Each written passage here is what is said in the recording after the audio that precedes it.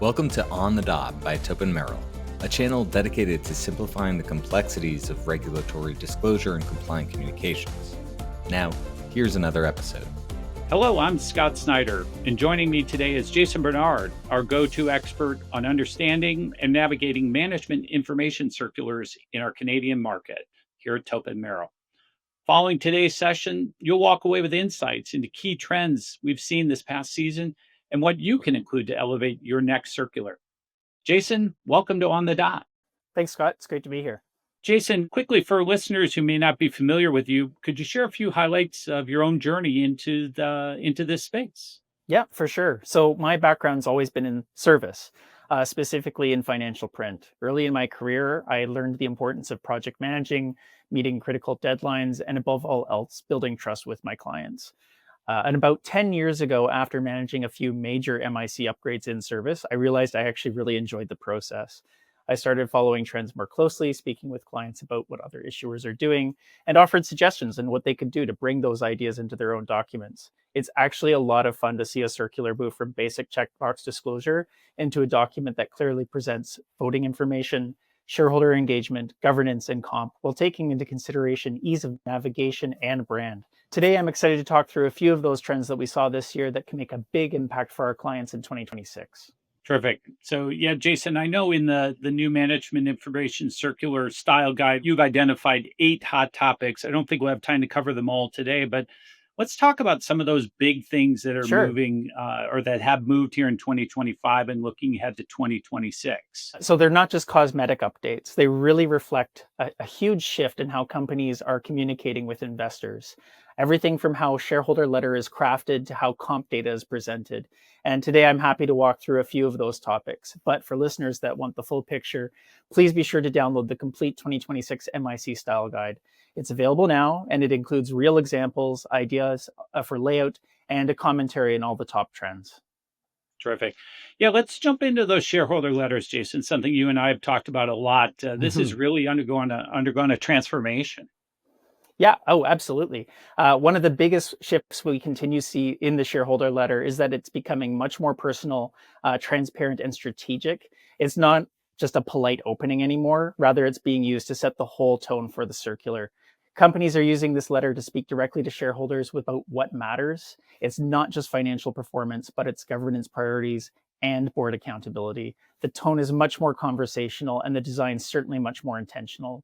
Ultimately, the shareholder letter has become a real opportunity for a strong first impression.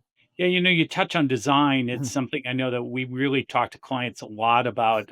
There's some different examples here. This is really moving from what we've seen in the Mhm. past. Are there specific things that you see all the time? We've got a few examples here, but just talk a little bit further about that design aspect.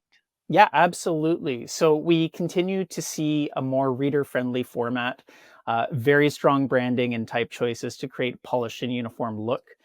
Companies are often including photos of either the executive or the chair to connect with the shareholder. Quotes or call-out boxes can also be used to highlight key points. And there's a very strong balance, again, between text and the visuals, which we both optimized for print and digital formats. Yeah, it looks great. Wow, what a transformation from Mhm. where we've been historically.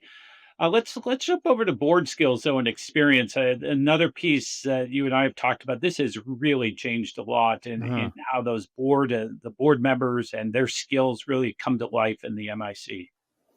Yeah, no, absolutely. So we continue to see a strong interest from clients on how to improve board skills and experience and how they're presented, particularly through a better organized skills matrix. This format provides a quick visual reference, which is much easier to follow compared to text that's just buried in the narrative.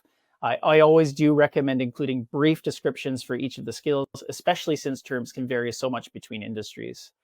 For ease of reference, the definitions can either be integrated directly into the skills matrix or certainly placed on the previous or following pages.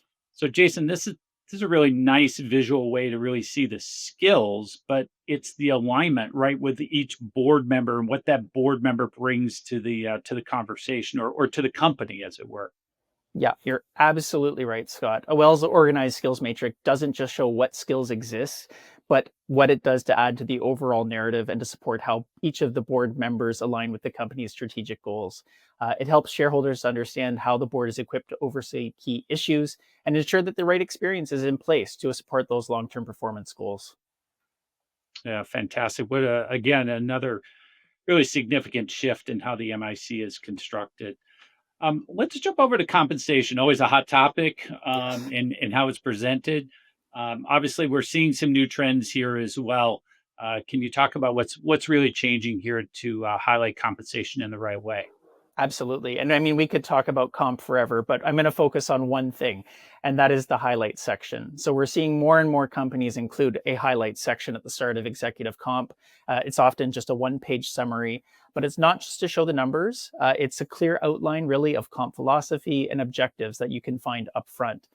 This section can summarize approach to pay for performance, highlight alignments with shareholder interests, and potentially describe how decisions are made. And it's a great way to show transparency early into this section without making shareholders dig through the entire CD&A. So, Jason, we've talked about three topics, three trends. Obviously, there's many more to uncover, which we've outlined in our management information circular guide. But just a couple of final thoughts from you, the things that you're seeing or best practices being applied by a lot of companies in their MIC. Yeah, for sure. I continue to encourage enhanced navigation as part of a navigation bar. I love full color throughout the entire circular. Again, I love seeing corporate branding as much as possible so the documents really feel like they belong. We also encourage our clients to work with us to remediate their documents to the Canadian accessibility standards, which makes the shareholders material available for all. Jason, great insight. And again, a reminder for all of our listeners and our viewers, you can certainly download the guide, the QR code there on the screen.